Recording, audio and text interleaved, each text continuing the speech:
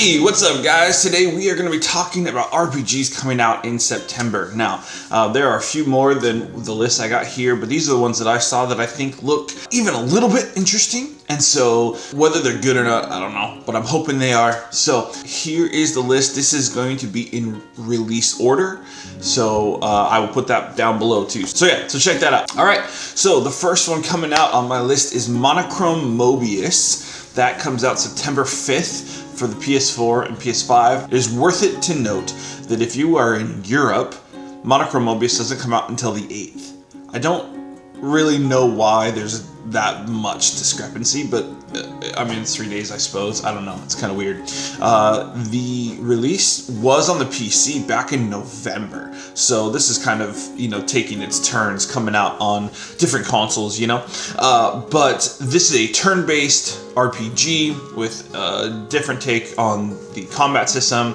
It's got like a ring system. Because it's come out on PC, I've watched some different reviews, and it sounds like it may not be the highest quality. It has a cool look to it, but there's been mention of some performance issues and some texture quality and stuff like that. It is worth it to note this is an Udaware Romano, or however the heck you say that. It's part of that series.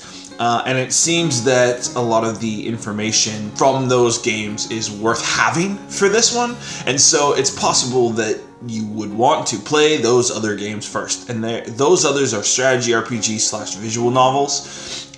There's, Mask of Truth, Mask of Deception or something like that.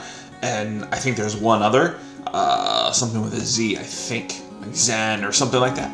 I would look that up anyway before you play it. If you've already played those games, you probably already have this on PC, but check that one out if you're interested. All right, next one coming out is a big one, and this also came out on PC already, and that's Baldur's Gate 3. It's coming out on PS5 September 6th. September 6th is going to be a bit of a busy day. Okay, so if you're a PS5 owner, you get Baldur's Gate 3, which of course is the huge phenom right now. If you go on social media, I mean, it is everywhere. People are loving this game, which is awesome. The look of this game is right at the top of my list for ones I wanted. I haven't been able to get it yet, but I'm thinking PS5 might be the place. We'll see. But dude, this game looks so good. It's so good. There's so many options, so many hours worth of play, so many different builds. I mean, it's D&D in video game form. I mean, it just looks incredible. And so, like, if you maybe have wanted that game and don't have a PC, or your PC isn't powerful enough to play it, I don't know.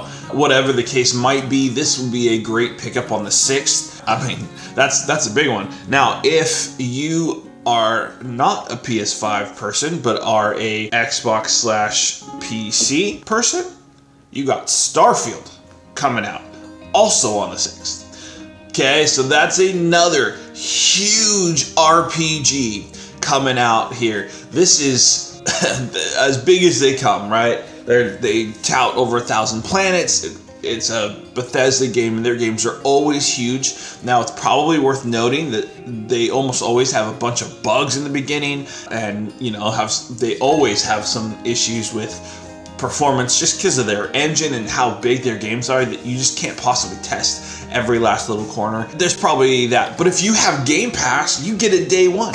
Now, that you don't get it the special edition day one that's like the 1st or whatever, you get it on the 6th. But you're getting it with your subscription, so, I suppose you don't have too much room to complain. Yeah, so I'm playing this one day one because I have Game Pass. So, yeah, there's so many games to play. So Starfield looks incredible. I'm hoping it's incredible. I do like Bethesda. I'm really hoping that this one comes out good. I want Xbox to get a win. I want there to be good competition, and I'm really hoping this is a good way to do it. All right, next up, the next thing now. This is Final Fantasy VII Ever Crisis. Now, this is a phone game, okay? And so I don't typically play or mess around with phone games. They're just not my cup of tea. I don't like using the phone as a controller, is really the big deal, right?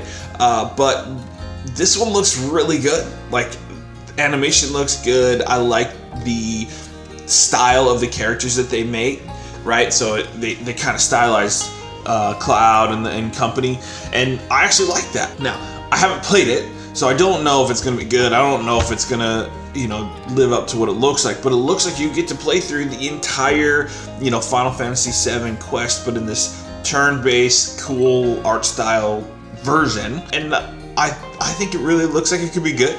I don't know. I'm hoping, but we'll see. Also, if you're dead set against phone, you can always emulate onto your PC or whatever. But yeah, I think that one was worth mentioning because it looks pretty awesome. All right, next up, this is a little different. This is, I guess, would classify as a cozy RPG, and that's Fae Farm. This comes out on PC and Switch on the 8th. I don't know that the look is my favorite. It's not awful, but the characters look a little funky to me.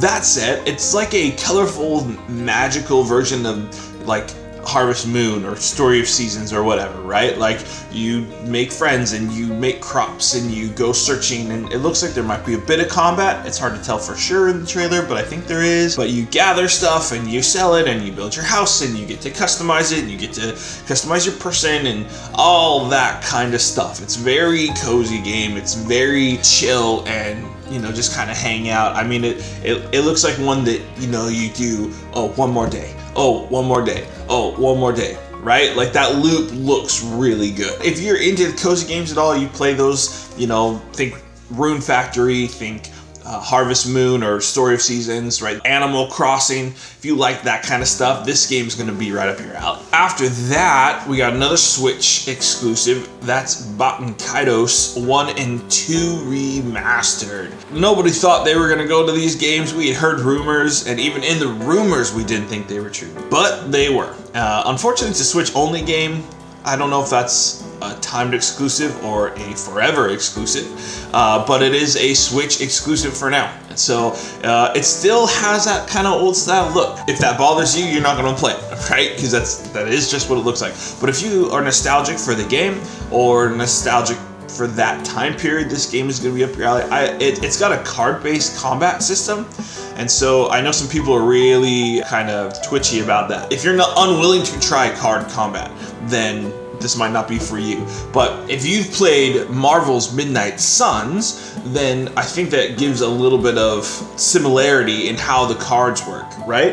And so you build your deck and then you get dealt a hand, and then that just kind of governs your moves. And so I think we get hung up on the cards, and you have to think about it just as it's just combat, right? They look like cards, but it's just kind of giving you your group of moves that you can choose from each turn. I don't think that's that much different than a lot of other combat systems. So that said, this looks good to you if it's, hitting a nostalgic chord, or you just like the look of those games, or you've heard good things. I know a lot of people who really love these games. I never did get to play them, and so I would love to get to these at some point. I don't know when I'm going to, though. I mean, there's so many games coming out right now, but that's a good option on the 14th. After that, on September 18th, we have Lies of P. Now, this is coming out on all the big boys, PC, PS5, and Xbox Series.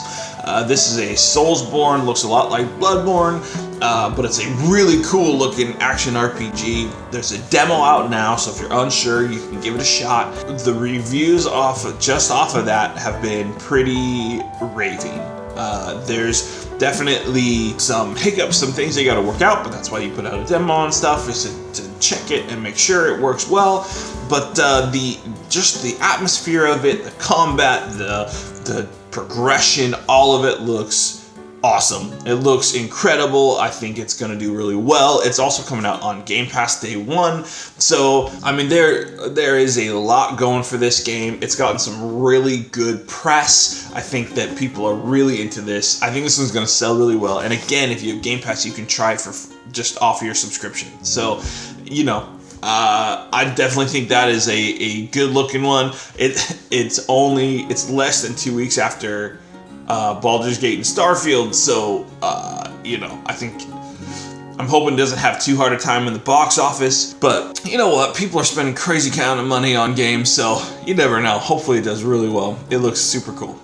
All right, after that is Eternights on September 21st. This is coming out for PC and PS4/5 only. This is that action RPG dating sim game where the relationships really affect the combat and your combos and your abilities in combat.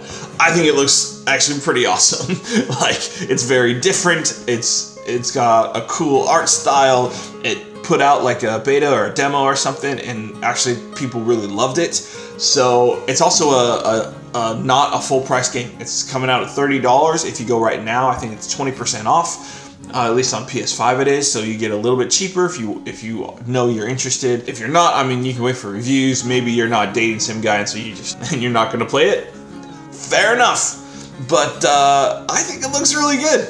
It's a little bit of, you know, straight up JRPG kind of craziness. I think it looks super fun, and I'm hoping it is. So that's the 21st, and yeah, I think that looks good. After that, the last one on my list is Infinity Strash Dragon Quest: The Adventure of Dai. Man, that's a mouthful.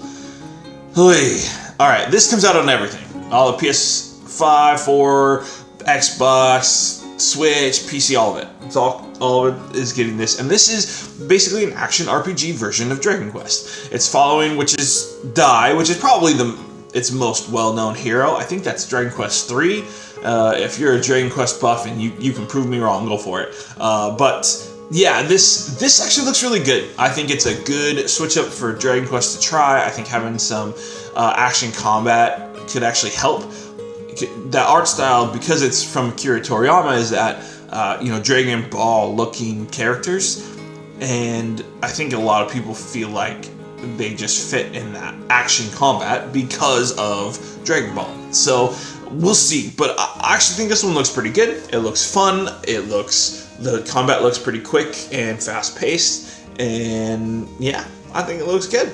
So yeah, so that's the list for September. Now, I know there's a few games that are not on this list, and if one of those is the one you are most looking forward to, make sure you comment down below and tell me why I'm wrong to have not put it on this list. But I picked the ones that I thought were the best upcoming ones, the ones most likely for people to enjoy, the ones most likely for people to get. One in particular I know some of you might be all over is that Fate game, but that is my understanding, and you again correct me if I'm wrong, but my understanding is that is a Muso style game, and to me that's not the same. Alright guys, well, I hope you enjoyed this video. If you did, hit that like button. If you're new around here, make sure you hit that subscribe button. Yeah, once again, I thank you for watching, and I'll catch you on the next one.